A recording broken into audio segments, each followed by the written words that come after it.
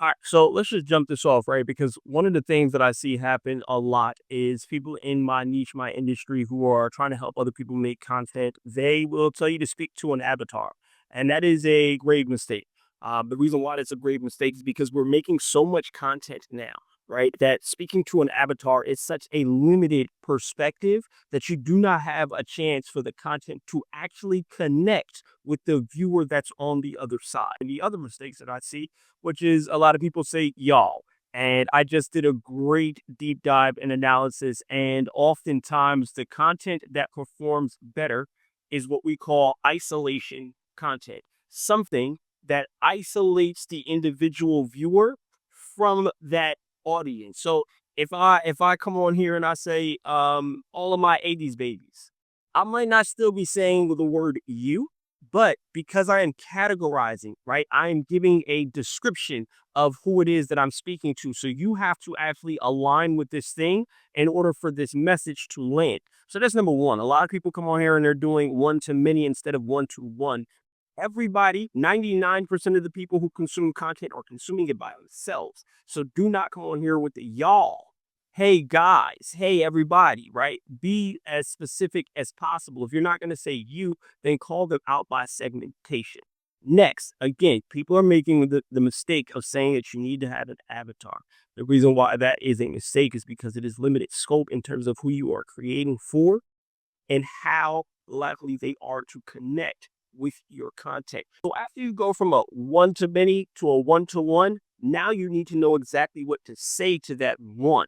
And so that's where your FRED comes in. FRED is an acronym. It stands for fears, results, expectations, desires. What are their fears? In terms of fears, I'm not talking about are you afraid of the dark or things of that nature. No, majority of the time, human beings have some sort of a fear of loss. We're afraid of wasting time by going in the wrong direction. We're afraid of wasting money by choosing the wrong thing or making the wrong decision. Sometimes we're afraid of having shame of actually making the wrong decision.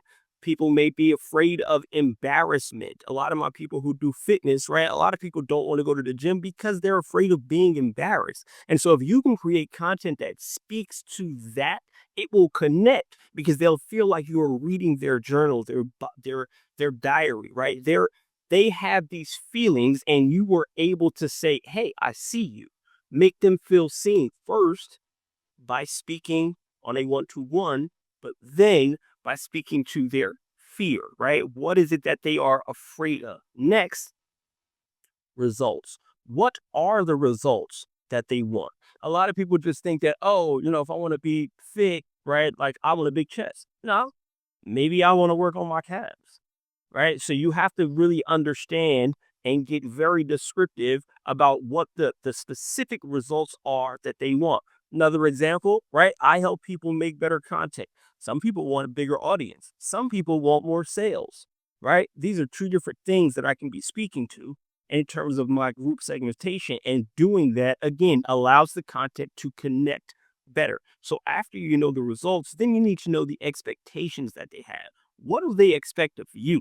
What is it that they are expecting for not just for you to deliver, but for you to provide? I'll give you an example. Some of my clients come to me and we end up forming a relationship that we can speak about multiple things, right?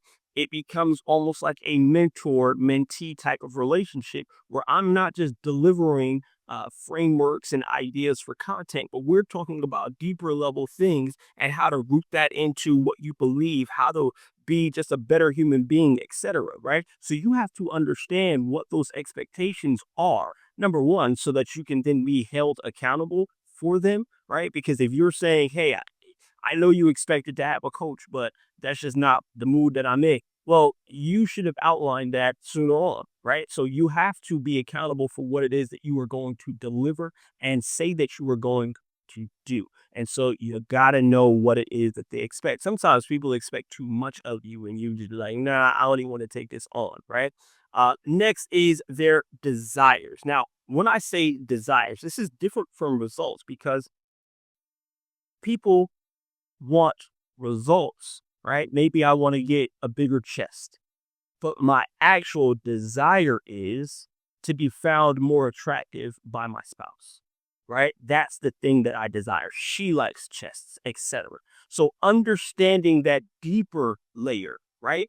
This is what really allows you to actually understand how to create content that delivers. There's a Seth Godin quote where he speaks about, why do people buy a drill?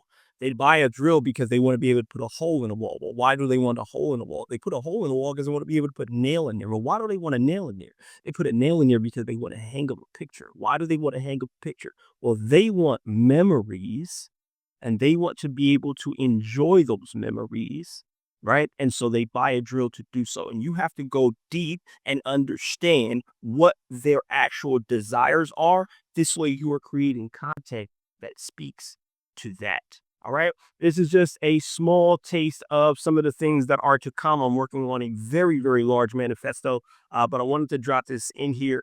The manifesto is going to be based on a lot of the things that you guys answered in your initial questionnaires. So I appreciate you guys for that. I'll be going live in here next month to get some more insight and to give some more insight. So as always, if you have any questions, let me know. Feel free to drop them. I'm in here and to the bag and beyond.